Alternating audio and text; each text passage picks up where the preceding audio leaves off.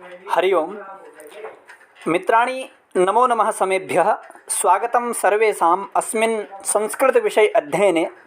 स्वागत है मित्रों आप सभी का इस संस्कृत विषय अध्ययन यूट्यूब माध्यम में।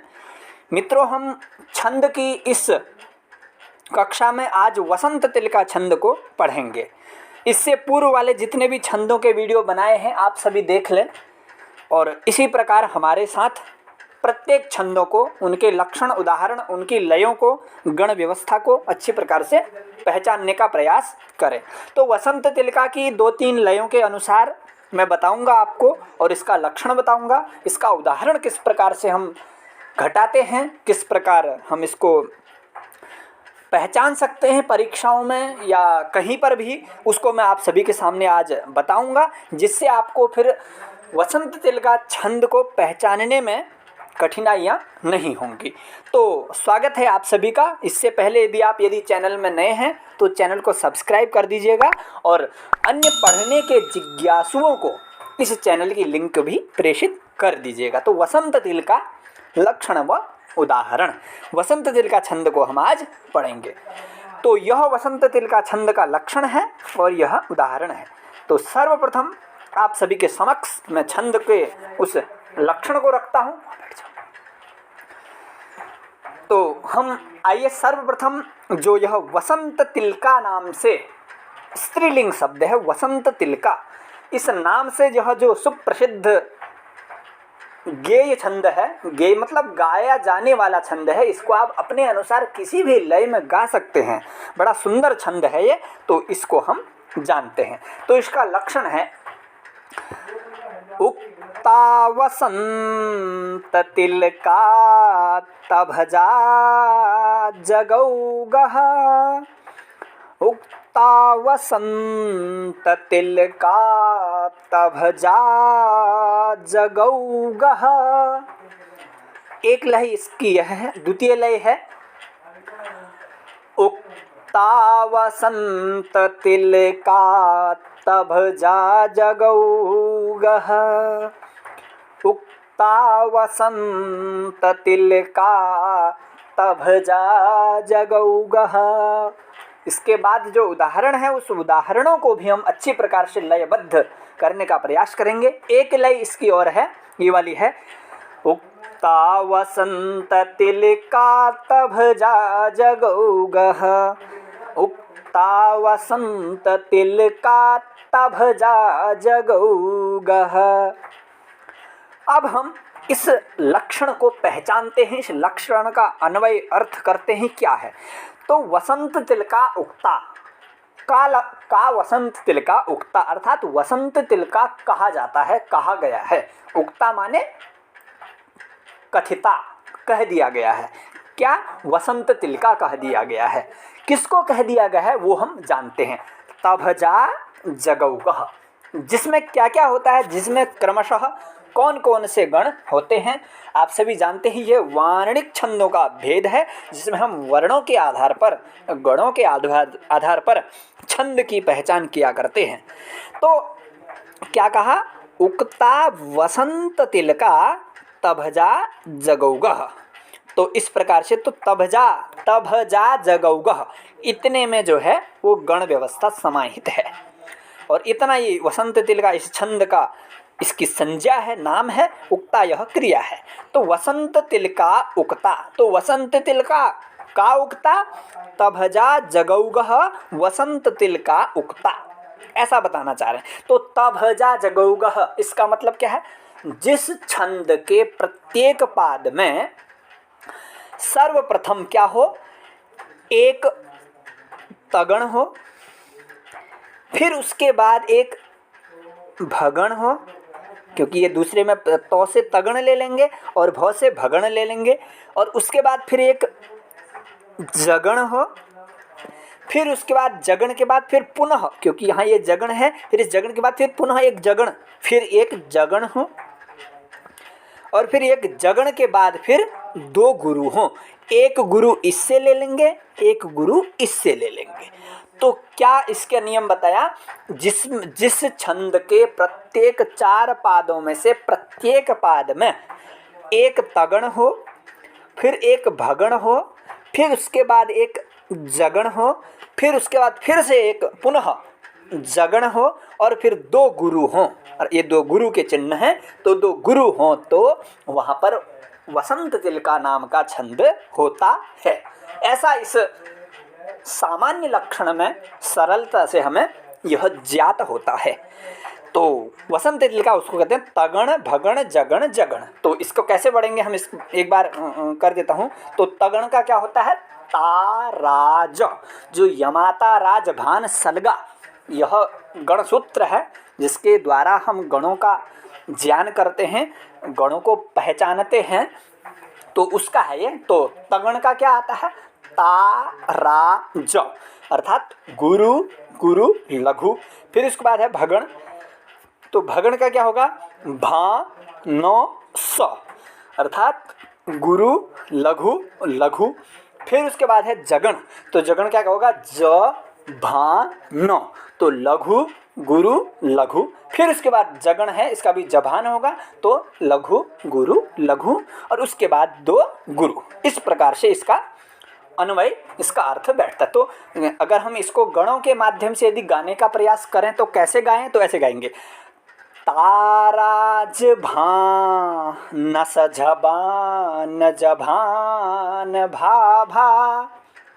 एक बार पुनः से, ताराज ताराज भा न सजभा न जभान भा भा।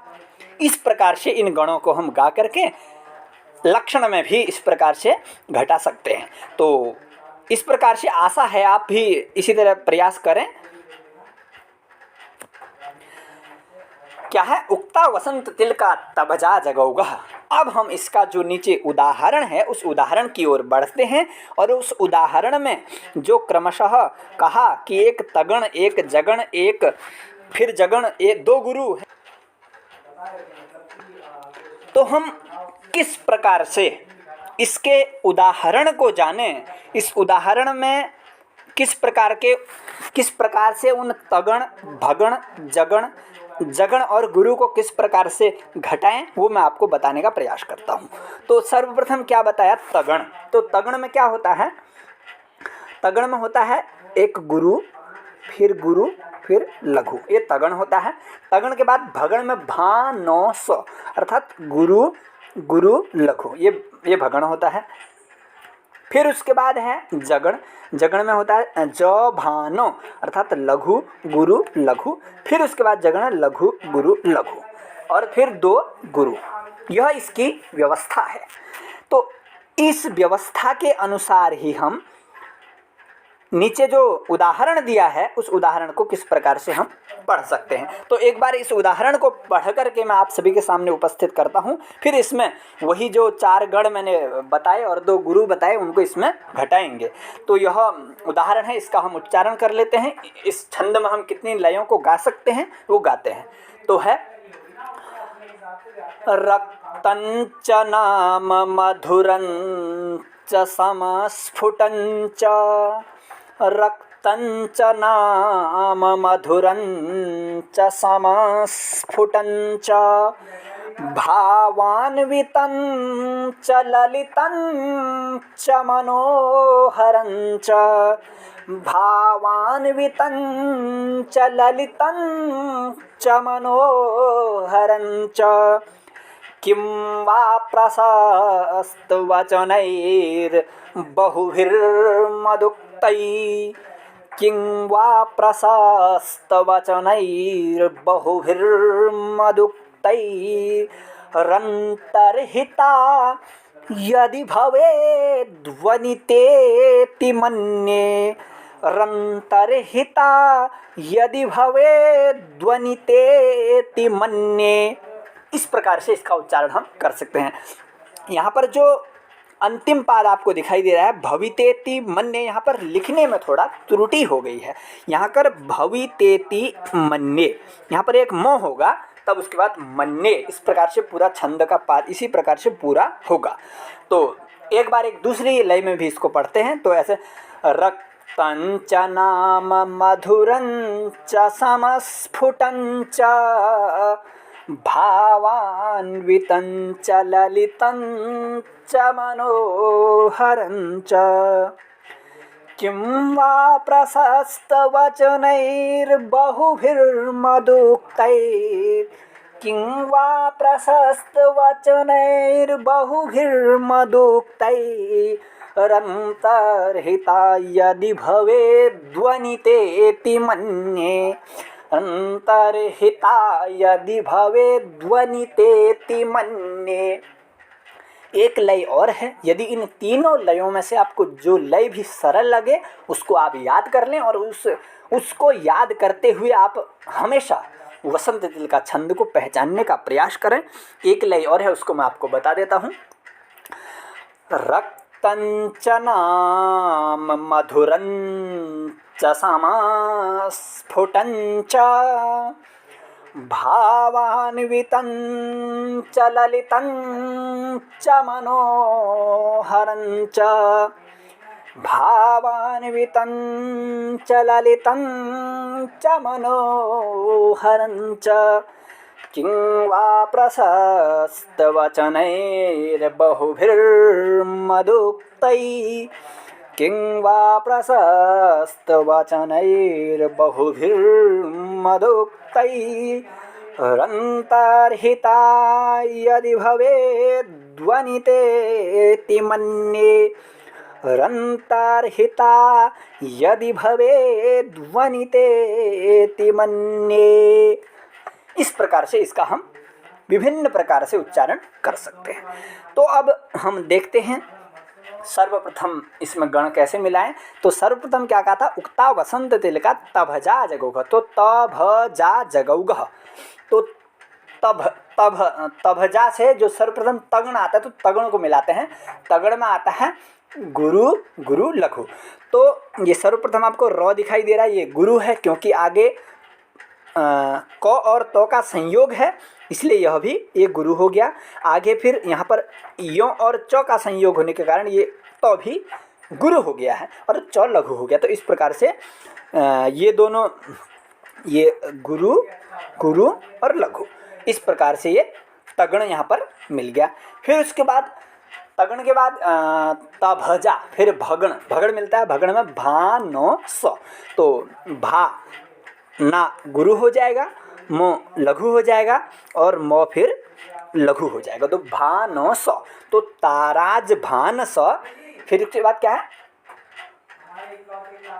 जगण, उसके बाद है जगण। तो जगण में ज भान, तो धूम ऊ की मात्रा है तो ये जगण लघु हो जाएगा। ज, फिर र गुरु है, फिर च भी लघु है, तो जभान। फिर उसके बाद जगण है लघु गुरु, ये अनुस्वार होने के कारण ये भी गुरु हो जाएगा और ये लघु हो जाएगा जभान।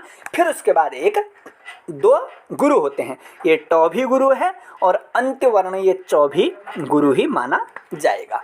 इस प्रकार से इस छंद के प्रत्येक पाद में आप एक तगण, एक भगण, दो जगण और दो गुरु, इन चार गणों और दो गुरु जहाँ पर मिलेंगे, इन गणों के आधार पर, इन गणों के माध्यम से आप इस पर उक्ता वसंत तिल का यह जो लक्षण हमने पढ़ा ऊपर, इस लक्षण को आप उसमें घटा सकते हैं। तो आप समझ ही गए होंगे, मैं आशा करता हूँ। तो आप अन्य गणों को आप अन्य पादों में स्वयं घटा सकते हैं। यह मृच्छकटिकम के तृतीय अंक का श्लोक है, रक्तंच नाम मधुरंच समस्फुटंच।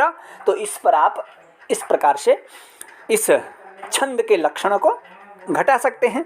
तो आशा करता हूँ आपको यह छंद आपको समझ में आया होगा। तो अग्रिम छंद लेकर के मैं आप सभी के सामने अग्रिम वीडियो में उपस्थित होता हूँ। तो यदि आपको यह वीडियो अच्छा लगता है तो वीडियो को लाइक करें और चैनल को सब्सक्राइब करें। तो तब तक के लिए आप सभी का धन्यवाद। जय तु संस्कृतम।